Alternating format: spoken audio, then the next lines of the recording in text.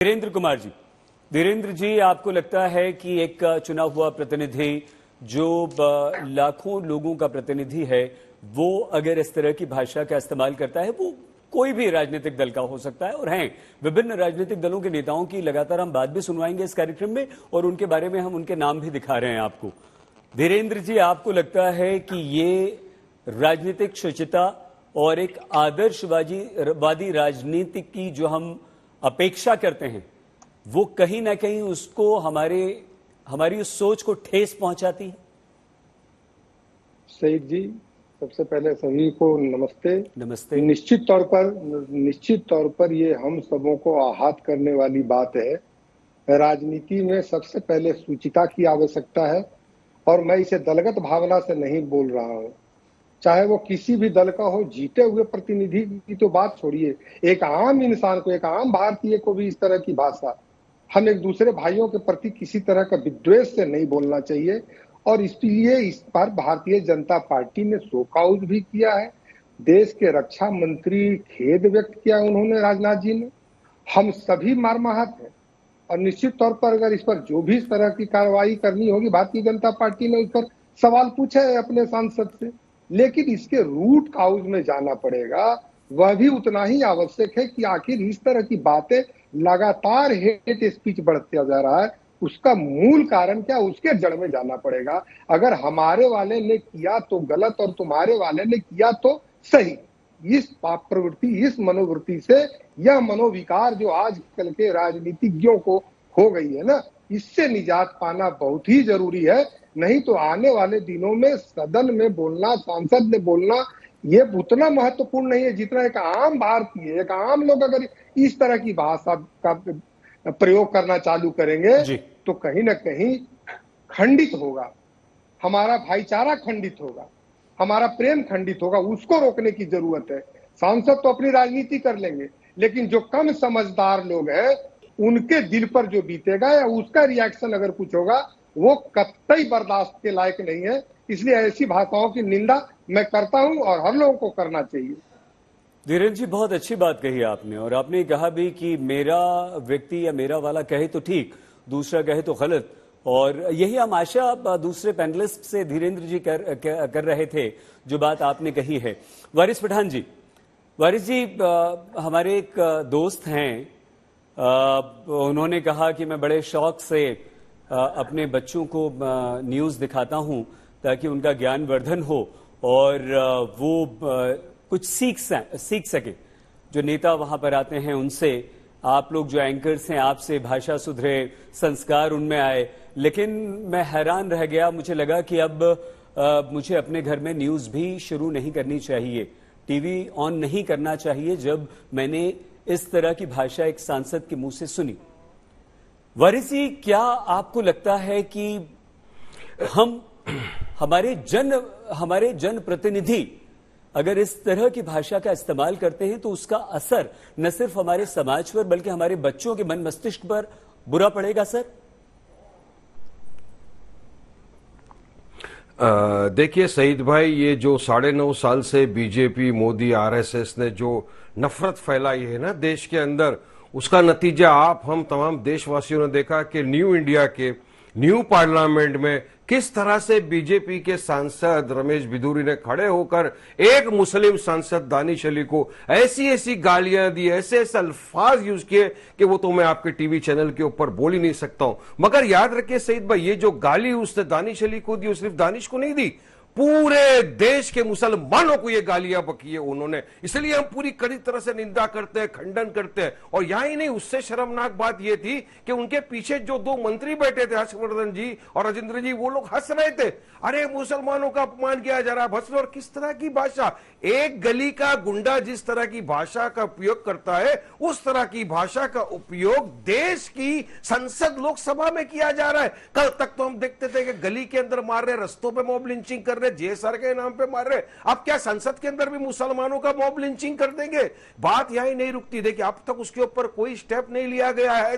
सईद भाई, मुझे महाराष्ट्र की असेंबली के अंदर जबरन बुलवाया जा रहा था कि तुमको अगर सदन में बैठना है तो भारत माता की जय बोलना पड़ेगा। मैंने कहा कुछ भी हो जाए मैं जबरन नहीं बोलूंगा। इतनी सी बात के ऊपर पूरी सदन मिलकर मुझे 1 घंटे में सस्पेंड कर दिया गया था, मुझे 15 दिन के लिए सस्पेंड कर दिया गया। यहां पर ओम बिरला जी जो हाउस के स्पीकर है, उन्होंने उनको सस्पेंड क्यों नहीं किया, बल्कि बिरला जी ने कहा कि आइंदा से आगे से इस तरह की भाषा का उपयोग मत करना। तो क्या इसका मतलब हम ये समझे कि एक मर्तबा आप गाली दे दीजिए दिल खोल के, आपको फिर वार्निंग मिल जाएगा, उसके बाद आप मत बोलिए। तो देश को इस दिशा में लेके जाना चाहते हैं। और फिर मोदी जी बात करते हैं सबका साथ, सबका विश्वास, सबका प्रयास। तो क्या इस तरह से आप करेंगे? मोदी जी ने पहले दिन के भाषण में कहा था संसद की गरिमा का अंदाजा होगा कि कौन किस तरह की भाषा का इस्तेमाल करता है। आज भाजपा के एक मेंबर ऑफ पार्लियामेंट ने इस तरह की भाषा का इस्तेमाल करके पूरे देश दुनिया के मुसलमानों को आहत पहुंचाई है। उसके खिलाफ कार्रवाई क्यों नहीं? वो हैबिचुअल है, चाहिए हमको भी उसको सस्पेंशन किया जाए, उसको अरेस्ट किया जाए, तब जाके देश के अंदर एक मैसेज जाएगा। वरना तो हर आयत गुंडा आके ऐसे संविधान की शपथ ली है उन शख्स ने, संविधान की शपथ लेने के बाद आप आते हो विधान लोकसभा के अंदर और इस तरह की भाषा का उपयोग करते हो। आतंकवादी, उग्रवादी, मुल्ला, ये सब ये क्या है सईद भाई? कंडेमनेशन होना चाहिए इसका हाईएस्ट लेवल पर। प्रधानमंत्री को आके स्टेटमेंट देना चाहिए कि हम इसको सस्पेंड करते हैं, तब न्याय होगा और इंसाफ होगा। सही भाई, ठीक है वारिस जी। वारिस जी एक बार फिर से सिद्धार्थ जी आपको वारिस जी का भी जवाब देना है, लेकिन डॉक्टर विशाल मिश्रा से एक प्रश्न पूछ लें, उसके बाद आप ही का नंबर है। लेकिन वारिस जी, अगर पठान साहब आप अगर बेहतर होता कि ये कहते कि इससे देश का हर नागरिक आहत हुआ है, तो शायद हर व्यक्ति आज आहत हुआ। देखिए जो 5 हमारे मेहमान थे उन्होंने सबने ये कहा, नहीं बुरा लगा। +2 करने की बात की जा रही है। कोई बात नहीं सईद भाई, यहाँ बात ये की जा रही है डोंट मेक पर राइट। ठीक है, उसने ऐसा बोला, उसने ऐसा बोला, उसी के ऊपर डिबेट कर से लोग चला दिया है। ठीक है, अगले प्रश्न की तरफ उसको सजा मिलना चाहिए। बिल्कुल, जो भी गलती करेगा उसको सजा मिलेगी। आपने अपनी बात रखी। डॉक्टर विशाल मिश्रा, डॉक्टर मिश्रा, हम ये उम्मीद करते हैं बड़े लिखे लोगों से, जनप्रतिनिधियों से, विधायकों से, सांसदों से, नेताओं से, मंत्रियों से कि वो एक आम आदमी, आम व्यक्ति के मुकाबले अधिक पढ़े लिखे होंगे, या उन पर विश्वास करके हम उन्हें अपना प्रतिनिधि बनाते हैं। डॉक्टर मिश्रा, आपको लगता है कि वो एक अनपढ़ गवार, पढ़े लिखे और लाखों लोगों का प्रतिनिधि बनकर आकर या प्रतिनिधित्व करने वाले व्यक्ति में फर्क अब समाप्त हो रहा है सर, विभिन्न राजनीतिक दलों के नेताओं में, सांसदों में, विधायकों में? और ये प्रवृत्ति आखिर कैसी है, क्या है डॉक्टर मिश्रा? देखिए सईद जी, अभी आपने जब डिबेट को शुरू किया तो आपने कबीरदास जी के दोहे से शुरू किया, जो उन्होंने पंक्तियां कही थी, उसी की बात को मैं आगे बढ़ाते हुए हम लोग एक श्लोक याद पढ़ते थे कि वाणी रसवती यसम यस्य समृति क्रिया लक्ष्मी यशस्वती लक्ष्मी दानवती यस्य तस्य सफलम जीविता। तो वाणी की रसवती, मिठास होनी चाहिए।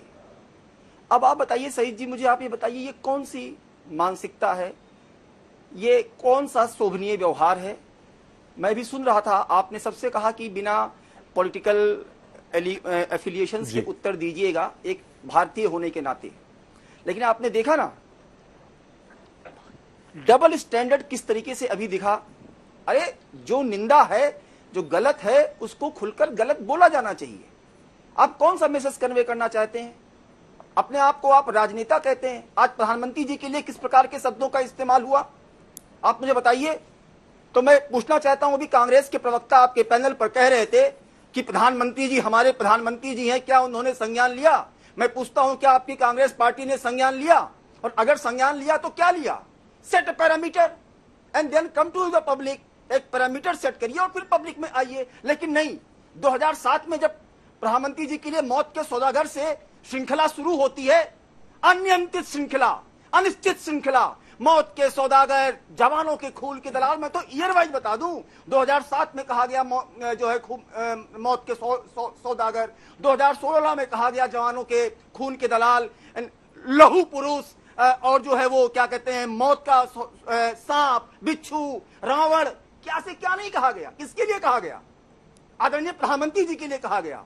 तब आपकी डबल स्टैंडर्ड आपको नहीं दिखता। आपने अपने पार्टी के कार्यकर्ता के लिए क्या कार्रवाई किया? यही नहीं जो प्रधानमंत्री जी के लिए कहता है कि वो क्या मतलब शब्दों का इस्तेमाल मैं नहीं कर सकता आपके चैनल पर, ऐसे लोगों को तो आप पद से सुशोभित करते हैं और सामने फिर आप बैठकर नैतिकता का पाठ देते हैं। अपने अंदर परिवर्तन लाइए डॉक्टर मिश्रा, अपने अंदर जब आप परिवर्तन लाएंगे, अपने नेतृत्व को जब आप कहेंगे कि नहीं गलत गलत है, तब आप दूसरों को पाठ देने के लायक होइए। डॉक्टर मिश्रा, भारतीय जनता पार्टी कब ऐसे डबल स्टैंडर्ड की बात करती है, जरा हमको बताइए। यहाँ पे राष्ट्रीय स्वयंसेवक संघ की बात की जा, अभी बात की गई। अरे मान्यवर, डॉक्टर मिश्रा, व्यक्ति निर्माण, चरित्र निर्माण राष्ट्रीय स्वयंसेवक संघ ने का पहला कार्य होता है। मैं आपको क्षमा के साथ रोक रहा हूं, ठीक है? आपकी बात बिल्कुल ठीक है, डबल स्टैंडर्ड की बात नहीं होनी चाहिए। ठीक है, बिल्कुल बिल्कुल बिल्कुल ठीक है। आप रमेश विधुड़ी की इस भाषा को किस तरह से देखते हैं सर? सईद जी, किसी भी प्रकार से कोई भी अशोभनीय भाषा किसी भी सभ्य समाज में स्वीकार नहीं की जा सकती, वो कोई भी कह रहा हो। लेकिन वही दूसरी तरफ मेरा सवाल उठता है बार बार कि क्या बाकी अन्य संगठन या बाकी जो भी नहीं, आपने प्रश्न जरूर उठाया सर। हम सिर्फ ये बोल रहे हैं कि ये भाषा का इस्तेमाल किया गया, बिल्कुल ठीक है। आपकी बात, आपके प्रश्न बिल्कुल ठीक है और वो उत्तर लेंगे अभय जी से। क्या कार्रवाई किया? बिल्कुल बिल्कुल उत्तर लेंगे। हम आपसे ये समझना चाह रहे हैं सर, डॉक्टर मिश्रा, कि रमेश विधुड़ी ने जिन शब्दों का, जिस भाषा का इस्तेमाल किया है, आप उसे किस दृष्टि से देखते हैं? देखिए, किसी भी सभ्य समाज में जब आप लोकतांत्रिक प्रक्रिया में होते हैं तो भाषा की शुचिता, राजनीतिक शुचिता, ये सब कुछ निश्चित पैमाने हैं। इनका पालन सबसे, एक ही व्यक्ति से नहीं, सबसे अपेक्षा की जाती है कि किया जाना चाहिए। लेकिन जब आप एक दायित्व पर होते हैं, जब आप के लोग फॉलोअर्स होते हैं, तब आपकी जिम्मेदारी, जवाबदेही और बढ़ जाती है। तब यहां पर ये स्टेटमेंट नहीं जो है माने रखता कि नहीं वो गलत है, मेरा वाला सही है। तब आप बोला गलत, मेरा वाला सही है, मेरा सर, डॉक्टर मिश्रा बिल्कुल ठीक कह रहे हैं सर। होता है, उसकी खुलकर निंदा की जानी चाहिए। आप निंदा भी कर रहे हैं जी, लेकिन प्लीज सही जी, लेकिन एक तरफा नहीं होना चाहिए। बिल्कुल ठीक, आप ठीक कह रहे हैं सर। सर, हम आपसे ये समझना चाह रहे हैं डॉक्टर मिश्रा कि रमेश विधुड़ी जब इन शब्दों का संसद में इस्तेमाल कर रहे थे तो उनकी मानसिकता क्या रही होगी?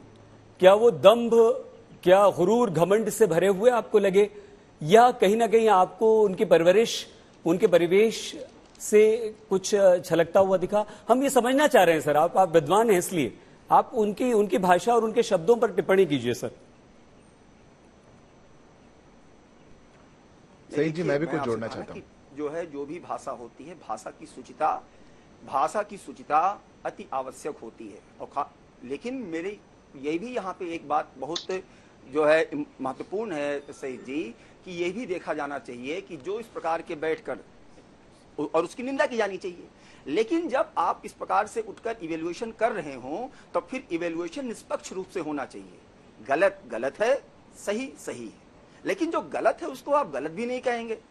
मैं वही बात तो बार बार आपसे कह रहा हूं, मैं बार बार तो कह रहा हूं कि किसी भी प्रकार से सभी समाज में ऐसी बातों को स्वीकार नहीं किया जा सकता। लेकिन यही बात तो मैं दूसरे तरफ से भी सुनना चाहता हूं ना। बात तो तब आगे बढ़ेगी। ठीक है, अब कांग्रेस की बात कर लेते हैं सर। डॉक्टर मिश्रा, आगे दिखेंगे लोगों को कि हाँ गलत गलत होता है। सर, हम आपसे बिल्कुल सहमत हैं। हम सिर्फ ये सभी मेहमानों से हम ये समझना चाह रहे थे कि इस तरह की भाषा का इस्तेमाल करने वाले, चाहे वो बीजेपी के लोग हों, कांग्रेस के लोग हों, AIMIM के हों, आम आदमी पार्टी के हों, LJP के हों, कोई भी हों, या आप और हम हों सर, कोई भी हो, उसकी मानसिकता क्या होती है, ये हम समझना चाहते थे कि रमेश विधुड़ी जी उस समय क्या सोच रहे होंगे, क्या उनके मन में चल रहा होगा, क्या उनका कोई फ्रस्ट्रेशन था, क्या उनमें दंभ घमंड था।